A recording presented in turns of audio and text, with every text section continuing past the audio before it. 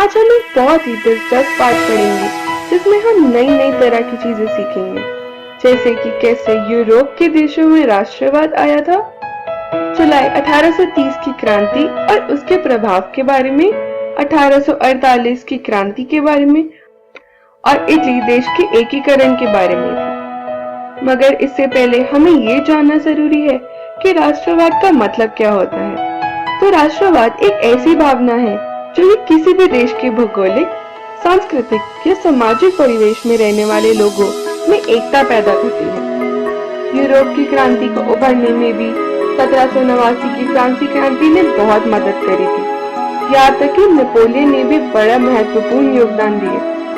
उसने जर्मनी और इटली के राज्यों को भौगोलिक नाम की परिधि से बाहर करके उसे राजनीतिक रूप प्रदान किया था, जिससे जर्मनी और इटली में एकीकरण की भावना जरूर जागी थी, मगर लोग उसके अत्याचारों से दुखी थे, जिस वजह से वो उसके खिलाफ कदम उठाना चाहते थे। इसी वजह से देश जैसे ब्रिटेन, रूस सबने मिलकर शांति स्थापित करने की कोशिश करी।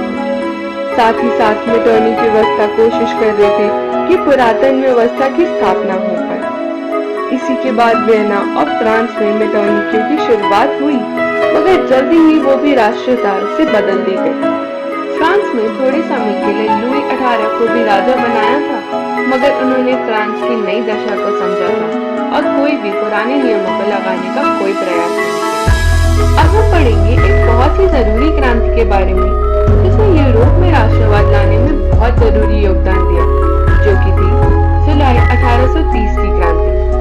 चार्ल्स 10 एक प्रतिक्रियावादी शासक था, जो कि फ्रांस में राष्ट्रता को दबाना चाहता था, जिस वजह से उसने कई तरह की दिक्कतें उत्पन्न करी, जैसे कि पॉलिग्नेक को प्रधानमंत्री बनाकर उसने शक्तिशाली अभिजात्य की स्थापना करना चाहता था। मगर उदारवादियों ने इसे क्रांति के विरोध में एक चुनौती समझी, जिसकी वजह से चार्ल्स 10 और उदारवादियों के बीच गलतफहमी पैदा हो गई। इसके जवाब में चार्ल्स 10 ने 25 जुलाई 1830 चार उदारवादियों को गला दबाने की कोशिश की। इसके बाद क्या, उनके बीच घमासान लड़ाई शुरू हो गई। इसी की वजह से चार्ल्स 10 ने फिर अपनी गद्दी त्याग दी और तब से इस लड़ाई को जुलाई 1830 की क्रांति कहा जाता है। इस क्रांति का प्रभाव अलग अलग तरीकों से सामने आया। इससे हमें ये पता चला था कि देश में राजस्ववादियों का प्रभाव कम हो रहा था। इसके बाद वियना में कांग्रेस को हटाया था। फ्रांसीसी क्रांति के सिद्धांतों को फिर से परखा और लगाया गया था। इस नई लहर से देश में संवैधानिक और राष्ट्रवाद का भी विकास हुआ।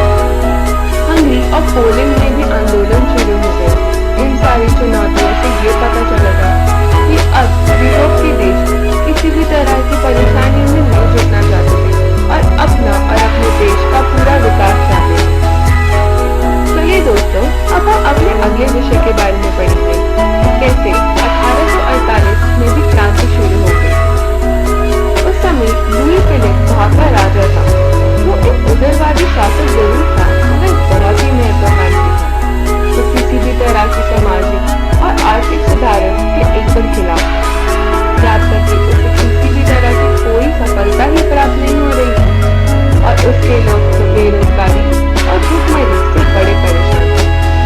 इन सबसे परेशान होकर लोगों ने जगह जगह अवरोध लगाने शुरू करे। इस वजह से लुई फिलिप को भी गद्दी से उतरवा दिया। इस क्रांति में कई देश प्रभावित हुए, जैसे कि फ्रांस, स्पेन और पोलैंड। साथ ही साथ इटली के देश में भी एकीकरण की भावना शुरू हो रही। वैसे तो इटली के देश में काफी अलगाव की भावना थी, मगर इसके बावजूद भी इटली में राष्ट्रवाद का विकास हो रहा था। नेपोलियन ने भी जरूरी योगदान दिए थे, जैसे कि अपनी यातायात व्यवस्था को सही करना और सारे देश को एक समान रखना जैसी नीतियों से काफी प्रभाव हुआ। इसके बाद तो फिर इटली के दो राज्य, जो कि थे पिडमाउंट और सर्डिनिया, दोनों का एकीकरण कर दिया गया था।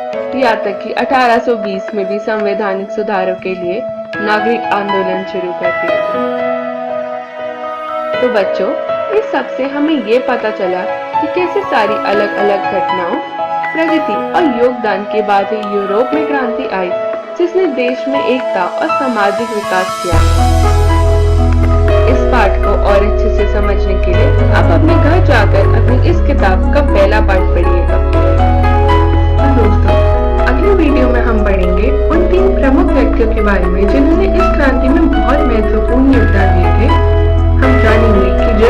देश में एकीकरण कैसे